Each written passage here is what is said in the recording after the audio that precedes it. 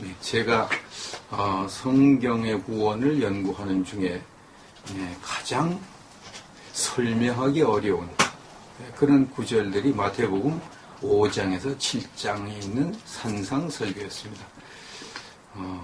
저는 이해는 하고 그 사실을 믿는 것은 문제 없는데, 그건 뭐 몇십 년 전부터 박윤선 목사님이 지은 그 성경신학이라는 책을 읽었기 때문에 그때부터 저는 그 마태복음 5장, 6장, 7장에 있는 말씀이 무슨 뜻인지를 알고 있었습니다. 근데 그것을 제가 아는 것과 다른 사람들에게 설명하는 것이 완전히 다르죠. 저는 이해를 하지만 다른 분들은 이해를 못할 수가 있거든요. 그래서 이 구원론을 쓰면서 가장 어려웠던 부분이 이 산상설교, 마태복음 5장에서 7장 말씀을 다른 분들이 이해할 수 있게 설명하는 것, 이것이 가장 어려웠습니다. 왜 그런고 하니 여러분도 이제 아시겠지만 이 산상설교를 이렇게 보면 예수님이 명백하게 행위구원론을 가르친 것처럼 보이기 때문이죠. 몇 구절을 제가 읽어드리겠습니다. 마태복음 5장 20절, 내가 너희에게 이르노니 너희 의가 서기관과 바리새인보다 더 낫지 못하면 결코 천국에 들어가지 못하리라. 너희가 서기관과 바리새인들보다 더 의롭게 살지 못하면 절대로 천국에 못 간다고 말씀을 하셨습니다. 마태복음 5장 21절이야. 형제에게 노하는 자마다 심판을 받게 되고 형제를 대하여 라가라 하는 자는 공회에 잡혀가게 되고 미련한 놈이라 하는 자는 지옥불에 들어가게 되리라. 뭐 이거 조금만 죄를 지어도 지옥을 간다고 말씀하시니까 어마어마하게 의롭게 살아야 천국에 간다, 이렇게 가르친 말씀으로 이해가 되는 거죠. 마태복음 5장 27절이야 보니까 음욕을 품고 여자를 보는 자마다 마음에 이미 간음하였느니라. 음욕을 품어도 천국에 못 간다고 말씀하신 것처럼 말씀하시. 그리고 오른 눈이 너를 실족하면 빼어버리라고 그러고 내 백체 중 하나가 없어지고 온몸이 지옥에 던져지지 않는 것이 유익하고 오른손이 실족하면 찍어버리라고 말씀을 하시는 이것을 보면서 진짜 천국 가는 것 엄청 어렵구나, 무지무지하게 어렵네, 이런 생각이 저절로 드는 거죠.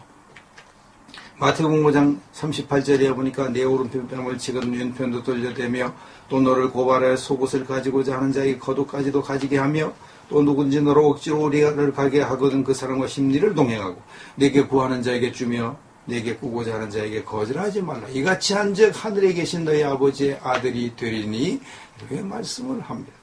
이거 보면 어지간해가지고 천국에 절대 못 가는 것. 구하는 자에게 주고 꾸고자 하는 자에게 거절하지 말아야 하나님의 자녀가 되어 천국 간다고 말씀하니까요. 마태복음 5장 48절 보니까 하늘에 계신 너희 아버지의 온전하신 같이 너희도 온전하라고 말씀합니다. 하나님이 완벽하게 거룩하게 사는 것처럼 너희도 그렇게 살아야 천국 간다고 말씀하시는 것처럼 보입니다. 마태복음 7장 21절, 나더러 주여 주여 하는 자마다 다 천국에 들어갈 것이 아니요 다만 하늘에 계신 너희 아버지 뜻대로 행하는 자에 들어가리라. 이렇게 결론을 내리고 계시는 것이죠. 그래서 이제 절대 다수의 목사님들, 전도사님들, 강도사님들, 이것을 해석할 때 이건 예수님이 행위구원을 가르친 말씀이다, 이렇게 해석하죠. 우리에게 예수님이 율법을 자세하게 설명해 주시고 율법을 잘 지켜서 천국에 가라고 말씀하는 거라고 해석을 하고 있는 겁니다. 이걸 전 세계 90% 이상이죠. 제가 볼 때는 99% 이상이 아닌가 이런 생각을 합니다. 하여튼 최소한 90% 이상 목회자들이 예수님이 우리에게 행위구원을 가르치셨다, 이렇게 해석을 하는 거죠. 전 세계 대부분 성도들이 행위구원을 믿는 것입니다. 정도의 차이만 있어도 다 따지고 보면 행위구원이 되는 겁니다. 따지고. 근데 간혹 가뭄에 콩 나듯이 이 산상설교를 다르게 해석하는 분들이 있습니다. 그분 중에 한 분이 박윤선 박사님이죠. 한국 최초로 성경 66권 주석을 완간하신 제 스승이기도 하신 박윤선 박사님, 이분이 이 산상설교를 전혀 다르게 해석한 분입니다. 이 산상설교 다르게 해석했다는 것을 약 35년 전이나 40년 전쯤 되는 것 같은데요. 신학교에 이제 처음 들어가서 성경신학이라고 하는 박윤선 목사님의 책을 이제 우연히 접하게 됐습니다.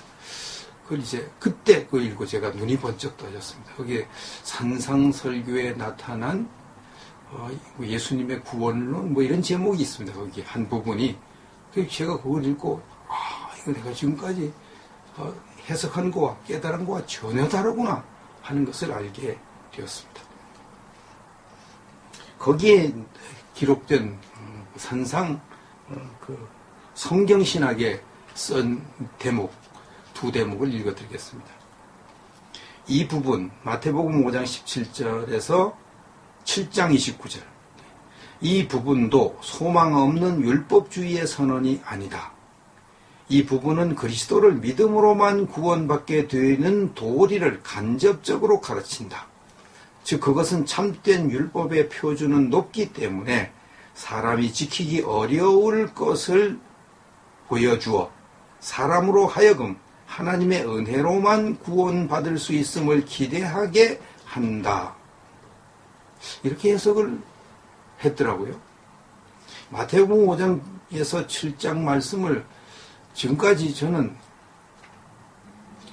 이 율법을 잘 지켜서 천국 가라고 그렇게 가르친 걸로 해석을 했는데, 박윤선 목사님은 이것은 율법주의 선언이 아니고 율법 지켜서 천국 가라는 그런 말이 아니고, 이 말씀이 예수님을 믿어서만 구원받게 되는 도리를 간접적으로 가르치는 말씀이다. 그것은 뭐냐 하면 이 진짜 율법은 너무나 수준이 높기 때문에 사람이 지키는 것이 불가능하다. 그래서 율법 지켜서는 절대 천국 갈 수 없는 것을 가르쳐서 오직 하나님의 은혜로만 구원받는 것을 기대하게 한다. 그래서 산상설교한 거지, 율법을 지켜서 천국 가라고 우리에게 가르친 말씀이 아니다. 이렇게 해석을 하는 겁니다. 제가 거기서 무릎을 쳤습니다. 이야, 이거구나. 이거구나. 박윤선 박사님이 성경신학에서 설명하신 한 대목을 또 소개합니다. 그때 사람들이 바리새인의 그릇된 율법을 가졌으니만큼 그것을 교정해 주시는 것이 필요하였기 때문이다. 예수님께서 그 자신이 속죄자이신 처지에서 인류의 구원이 하나님의 은혜로만 성립됨을 가르치시기 위해서이다. 왜냐하면 은혜 계약은 행위 계약이 옆에 있을 때 그 뜻이 분명히 드러나기 때문이다. 이렇게 말씀했습니다. 왜 산상설교를 하셨느냐? 그것은 그 당시 바리새인들의 그릇된 율법관을 가지고 율법을 잘못 배워가지고 율법을 지켜서 천국에 간다고 믿고 예수님을 믿어서 천국 가려고 하지 않으니까 율법을 지켜서 천국에 갈 수 없는 것을 가르쳐 주기 위하고 예수님만이 속죄자라는 사실을 가르치기 위해서 산상설교를 하신 것이지, 그 산상설교를 해가지고 율법을 지켜서 천국 가라고 한 것이 아니라고 말씀을 합니다.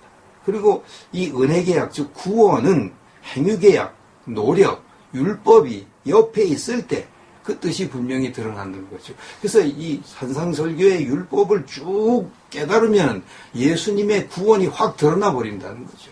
그래서 이 율법을 지켜서는 절대 천국 못 가는 걸 깨닫는 것이 산상설교의 목적이라는 거죠. 예수님을 믿어서 천국 가는 것을 가르치는 것이 산상설교의 목적이라는 것이죠. 그래서 박윤선 박사님은 마태복음 7장 21절 이하 산상설교의 결론을 다음과 같이 해석했습니다. 이 구절은 율법을 완전히 행해야 구원을 얻는다는 교리를 가르치는 듯이 보인다. 이 아래의 구절들이 모두 다 그런 논조로 흐르는 듯하다. 그러나 여기 이 구절들은 구원의 법칙을 말하는 것이 아니다. 이 구절은 심판 곧 정죄의 법칙을 말하는 것이다. 정죄의 원리가 있고 그 후에 사죄의 규례가 생긴 것이다. 이 구절들이 말하는 심판의 원리는 후일의 구원의 원리를 말씀하실 준비 단계인 것이다. 이 구절들이 이 구절들의 말씀을 가리켜 은혜로 말미암은 구원의 도리에 대한 전제라고 하는 것은 옳다. 이 구절들의 말씀을 은혜로 구원받는 제도를 부인하는 것이라고 주장하는 것은 바른 신학적 관찰이 아니다. 이것은 이제 공관복음 주석에 나옵니다. 박유선 목사님 공관복음 주석에. 이 마태복음 5장, 6장, 7장에 있는 이 말씀이 율법을 완전히 행해야 구원을 얻는다는 교리를 가르치는 듯이 보인다는 거죠. 그렇게 보일 뿐이지 실제는 그게 아니라는 거죠. 이것은 율법을 지키면 절대로 구원받을 수 없는 것을 강조한 말씀이지 그 율법 지켜서 천국 가라고 가르치는 말씀이 아니라는 것이죠. 그래서 이 마태복음 5장 6장 7장은 구원의 법칙을 말하는 것이 아니고 심판의 법칙, 정죄의 법칙을 말하는 것이다. 율법을 봐라. 율법을 보면 너희들 꼼짝없이 지옥 갈 사람이 아니냐. 그걸 깨닫고 너희들이 율법을 지켜서는 절대 천국 못 가는 걸 깨닫고 나를 믿어서 구원받으라고 가르치기 위한 준비 단계로 산상설교를 한 것이라 이렇게 해석을 하신 것입니다. 저는 이 말씀을 읽고 이거 맞다. 이건 뭐 산상설교를 지켜 천국 갈 사람 한 사람도 없지. 맞아. 이건 산상설교 지켜 천국 가라고 주신 것이 아니고 율법 지켜서는 절대 천국 못 간다는 것을 가르치기 위해서 하신 말씀이야.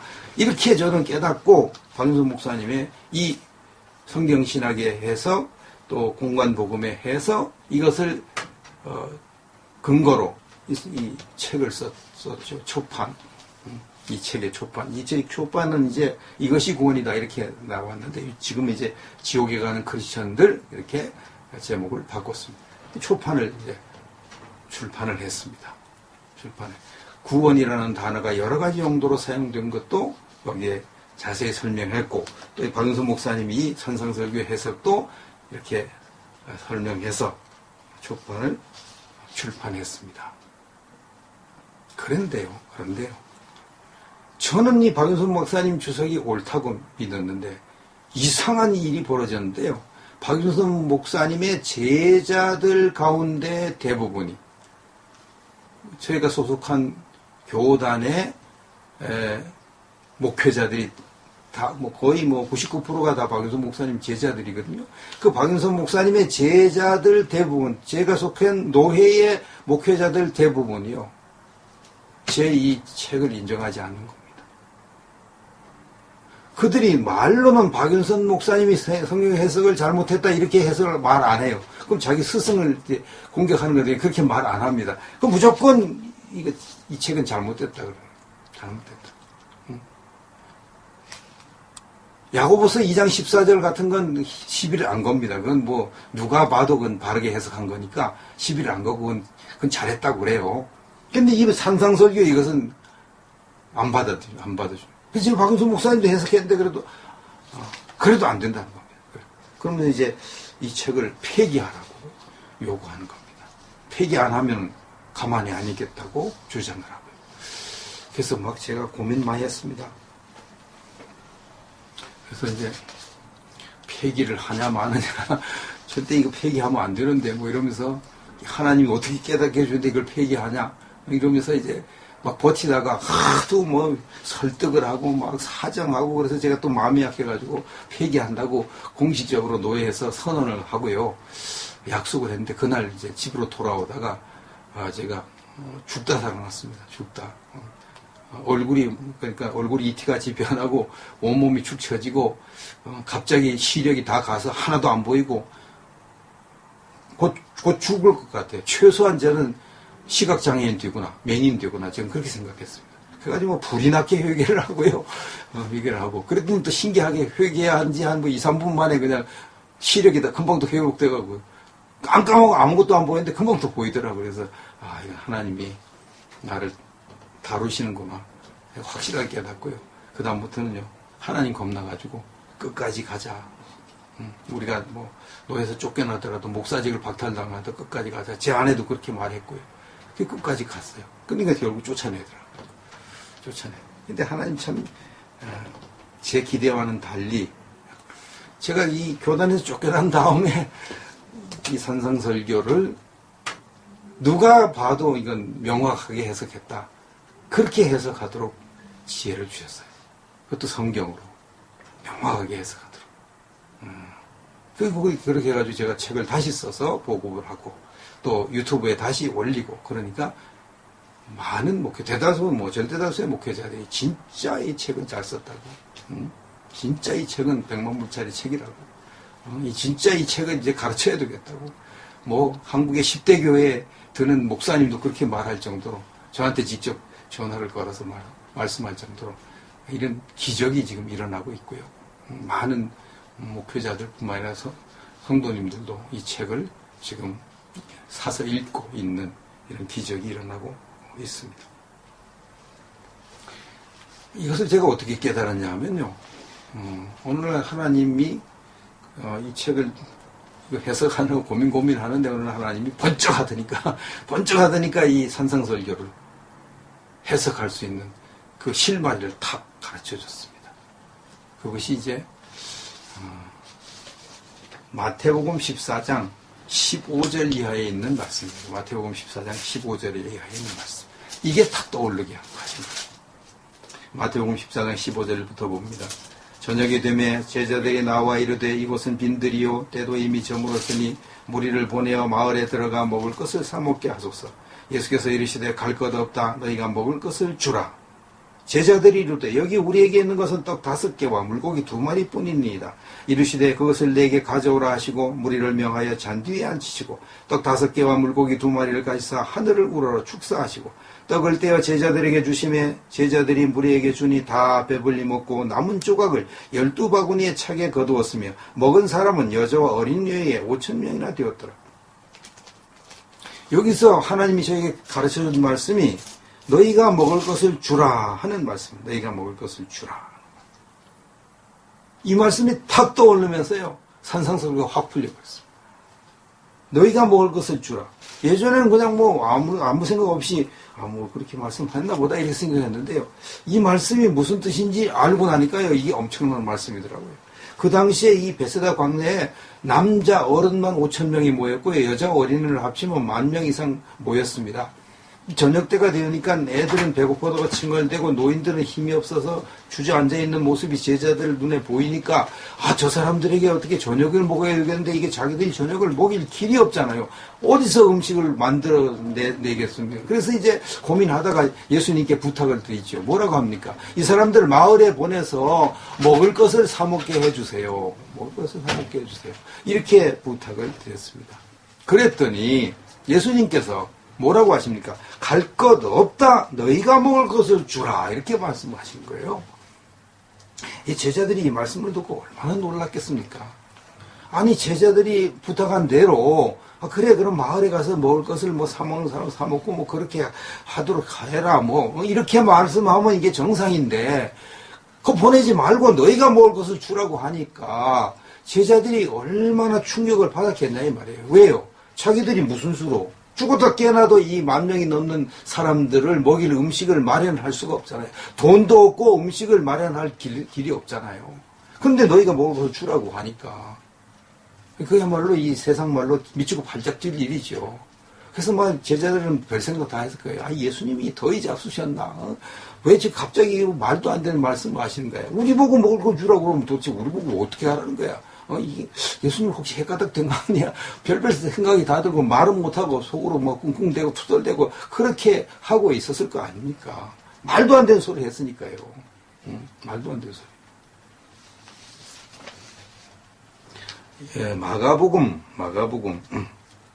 6장 35절에도 이 기록이 있고요.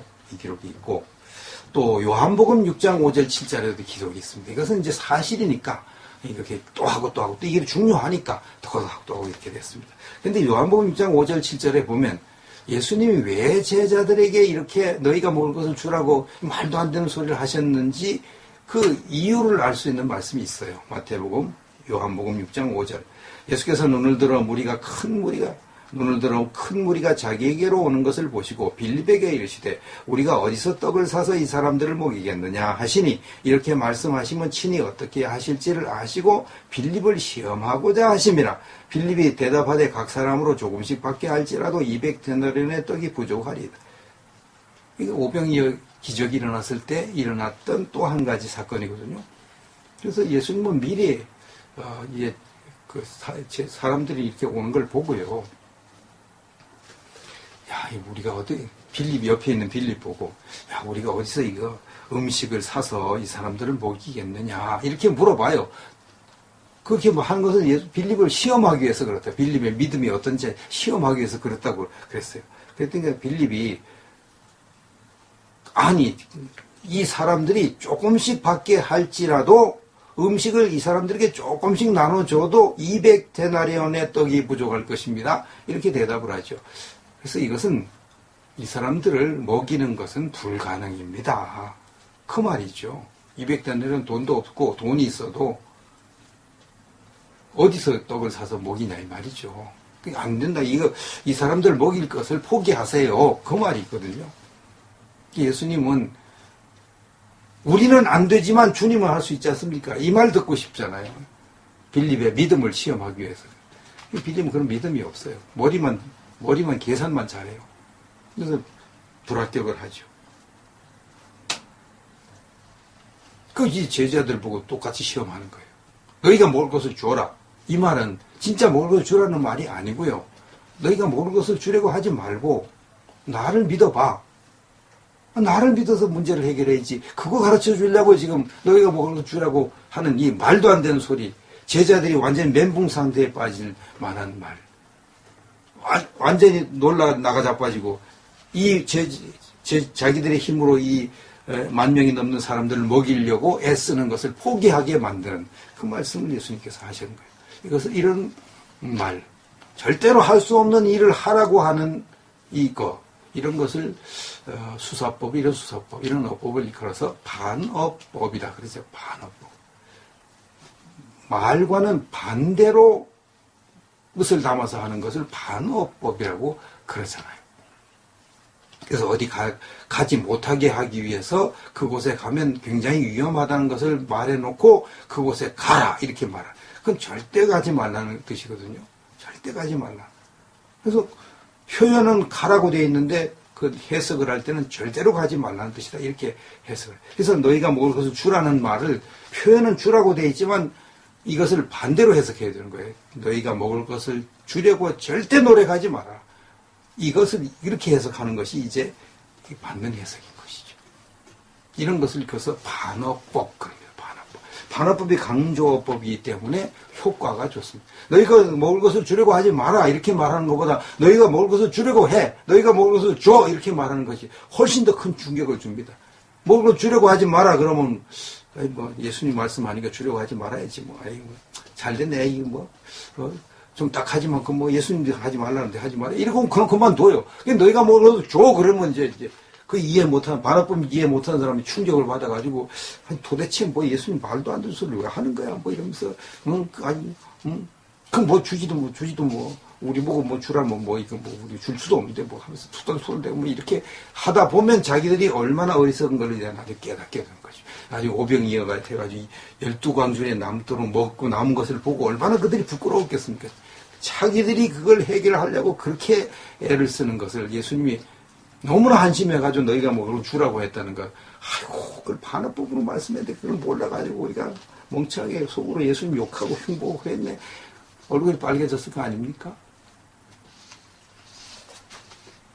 이렇게 예수님은 사람들이 절대로 할 수 없는 일을 하려고 할 때 그것을 하지 말아라 이렇게 말씀하지 않고 그것을 하라고 말씀했어요. 그래가지고 사람들이 완전히 질려가지고 그 일을 못하게 만드는 그런 방법을 예수님이 자주 사용했습니다. 자주. 언제요? 구원을 가르칠 때 그렇게 가르치셨습니다. 구원을 가르칠 때.